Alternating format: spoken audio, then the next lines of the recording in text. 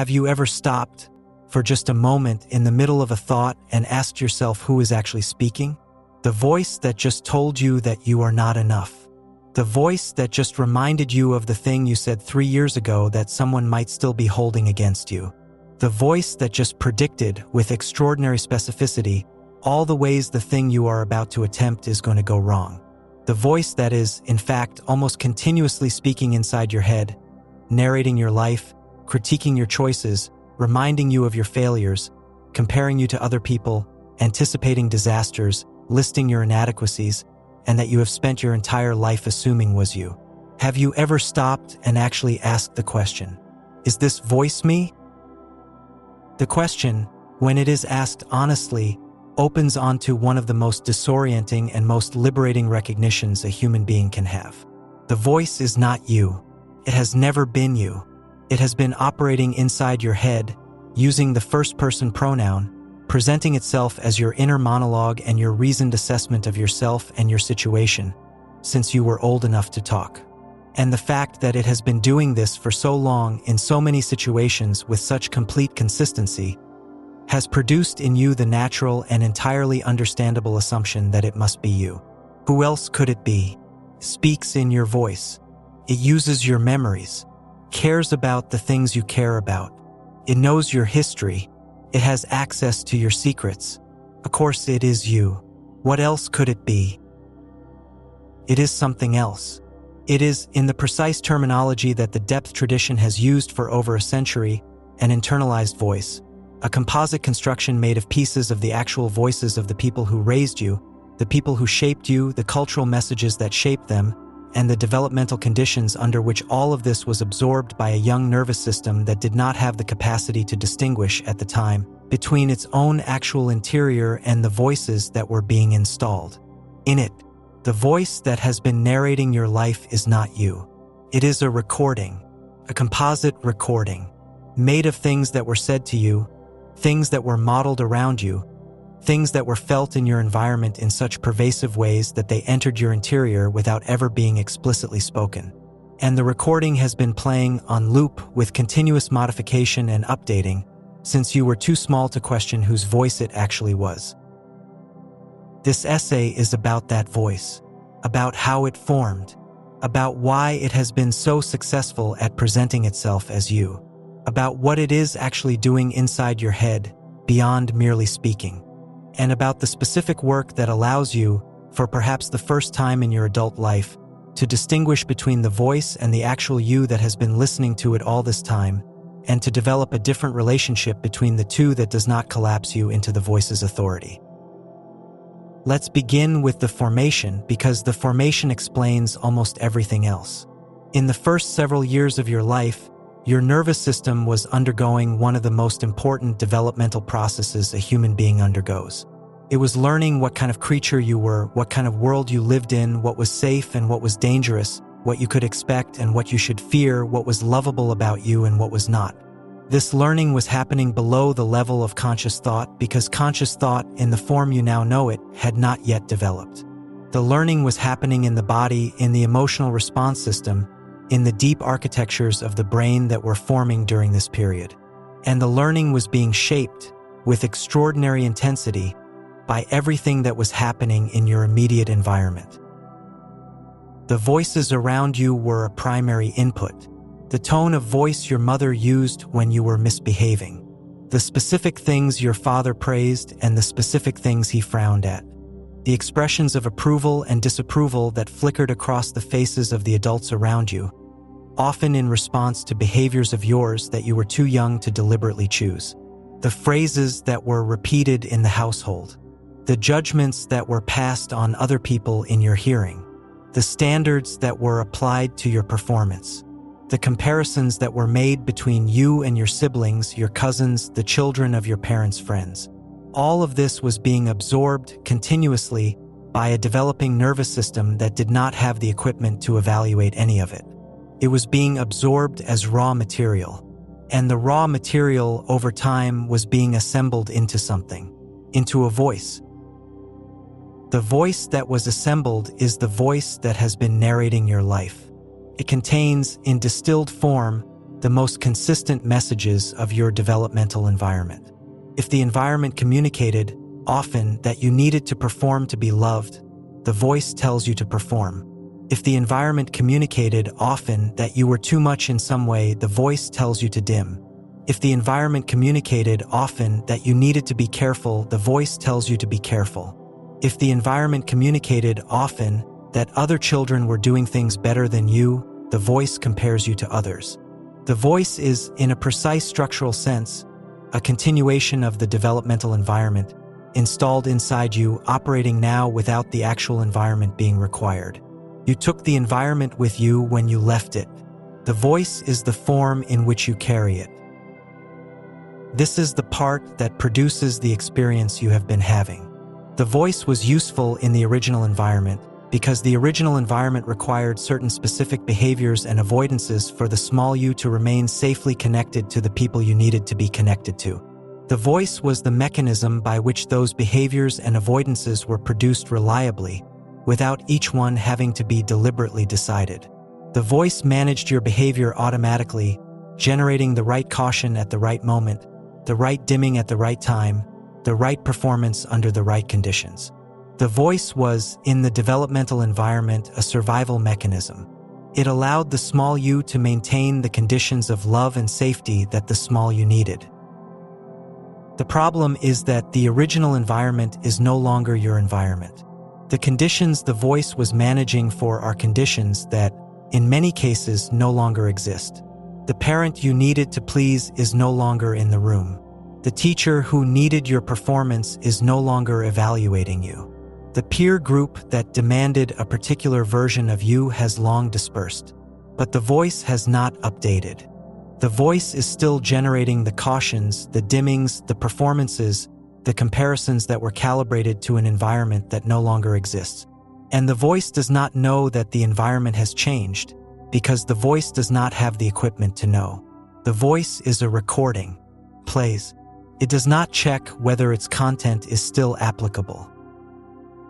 If something in this is starting to land in a place that feels important, take a second now and subscribe. The work we do here is for the ones who are ready to look honestly at the voices inside them and ask whose voices they actually are. Subscribe and hit the bell. Let's keep going.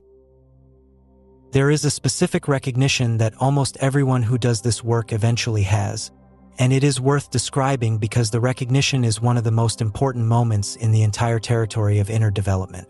The recognition is this. The voice that has been speaking inside your head is not even a single voice. It is multiple voices. There is the voice that sounds, when you listen carefully, almost exactly like your mother. There is the voice that sounds, with eerie accuracy, like your father. There is the voice that sounds like a particular teacher who shaped your sense of yourself during the years you were most susceptible to that kind of shaping. There is the voice that sounds like the general cultural messaging of the time and place in which you grew up. These voices have been blending together inside your head, presenting themselves as a single coherent inner voice that is you. But they are not a single voice.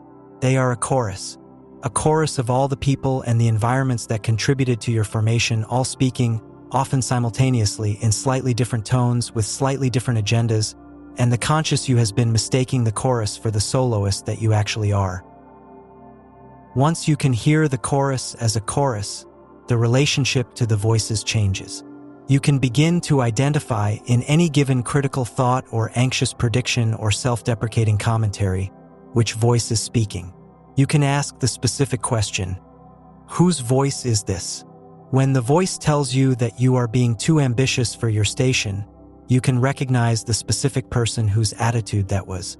When the voice tells you that you are going to embarrass yourself, you can recognize the specific dynamic of judgment that you grew up under. When the voice compares you unfavorably to someone, you can recognize the specific pattern of comparison that ran through your developmental environment. The voice loses its anonymity. It stops being the impersonal authority that has been speaking inside your head and becomes, instead, a series of specific voices that you can attribute to specific sources. And the attribution is the beginning of the freedom, because a voice you can attribute is a voice you can evaluate. And a voice you can evaluate is a voice that no longer has to be obeyed simply because it is speaking inside your head. This is the central work, not the silencing of the voice, which is not possible in any practical sense.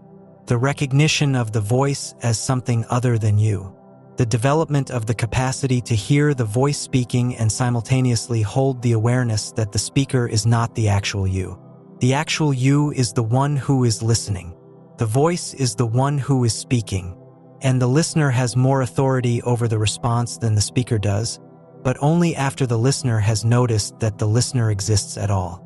The first 30 or 40 years of most people's lives are spent without the listener noticing that the listener is there. The voice has been speaking the whole time, and the listener has been absorbing what the voice has been saying as if the voice were the listener. The notice that this is not the case. The first clear distinction between the listener and the voice is one of the most consequential interior moves a human being can make. What does it look like in practice to begin developing this distinction? It looks like a specific kind of attention applied consistently over time. The next time the voice speaks, the next time the critical commentary arrives, the next time the anxious prediction is generated, the next time the comparison is made. Instead of automatically absorbing the content as if you were the one saying it, pause. Notice that something has been said. Notice the content of what was said. And then ask the specific question. Who is speaking? Not in a philosophical sense. In a literal sense. Whose voice does this sound like? What life experience produced the perspective being expressed? Whose anxiety, whose judgment, whose limitation, whose fear is being voiced inside your head right now? In the early stages of this practice, you will not always be able to answer. The voices are blended enough that the attribution can take time. But the practice of asking the question, regardless of whether you can answer it immediately, has its own effect. The asking creates a small space between you and the voice. The voice is no longer simply your interior monologue. The voice is something speaking inside you that you have noticed and that you have begun to interrogate. And the interrogation, even when it does not yet produce a clear attribution, weakens the voice's authority. Because the voice's authority has been entirely dependent on its being unrecognized.